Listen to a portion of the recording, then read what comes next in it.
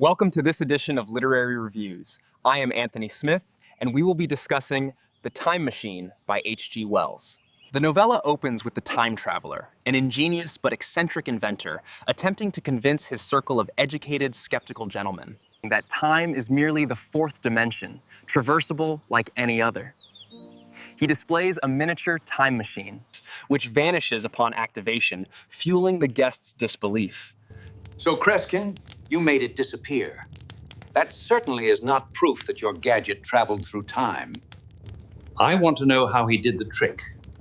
Oh, please be quiet, William. No one asks you how your mother does her tricks.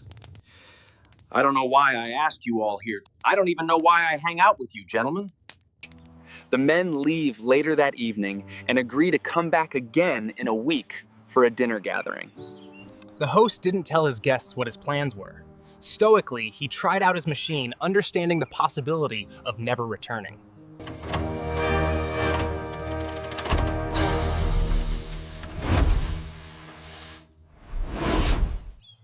A week later, he stumbles into his own dinner party, exhausted and bleeding. Men, my story begins with my arrival in the year 802,701 AD. Oh, this will be good. I've heard about this new treatment called psychoanalysis. The traveler continues to tell his story to his cynical dinner guests. He explains about the immediate and inexplicable theft of his vital machine, which had been moved only a few yards but locked inside a massive pedestal. The discovery prompted his first note of fear of the journey. The time traveler soon encounters the Eloi. They are small, delicate creatures with curly hair and a surprising lack of intellectual curiosity. Ooh, shiny. Their existence is one of pure, unthinking ease, suggesting that centuries of comfort have bred all ambition and strength out of them. He then makes a far more disturbing discovery: the Morlocks, a race of pale albinos dwelling in the subterranean darkness and emerging only at night. He pieces together the horrific truth. This is the inevitable endpoint of Victorian social stratification. The ruling classes, the Eloi, retreated to a life of unproductive luxury, while the laborers, the Morlocks, were driven entirely underground to maintain the mechanical infrastructure, leading to a biological schism. The Morlocks now view the Eloi not as their masters, but as livestock, herding and consuming them in the perpetual darkness below. I don't like it when Samuel refers to us as troglodytes. It might be technically accurate, but he doesn't realize the connotation is hurtful. Harrison, you must remember who is saying it. Samuel doesn't always think before he speaks. Desperate to recover his machine, the time traveler descends into a well shaft, entering the airless, echoing world of the Morlocks. His brief, terrifying glimpse into their underground factories confirms his social theory and reveals their animalistic, insect-like fear of light. Ooh, you so scary. Are the little monster babies afraid of a little lighty-whitey?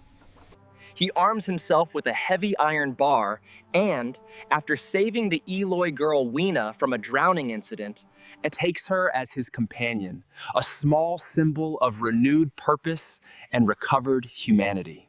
Weena, I sure am glad we had our special time while I am here.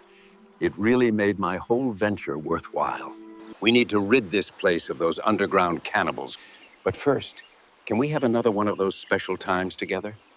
I'll start fires around all points of ingress and egress to their caves.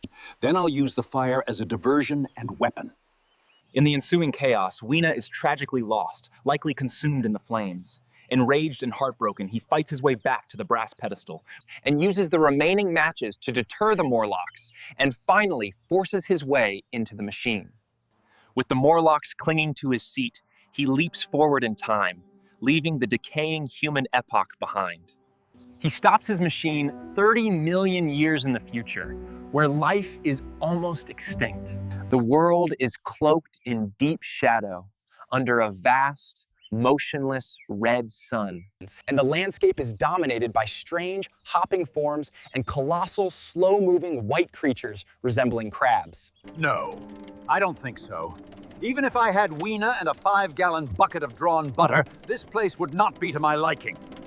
Overwhelmed by the chilling finality of the universe's death, he abruptly returns to his own time, startling his guests. As his sole proof, he produces two strange, shriveled white flowers Weena had given him. He departs again immediately, determined to bring back further evidence, but he is never seen again. His fate remains forever unknown. Thank you for joining us with this edition of Literary Reviews.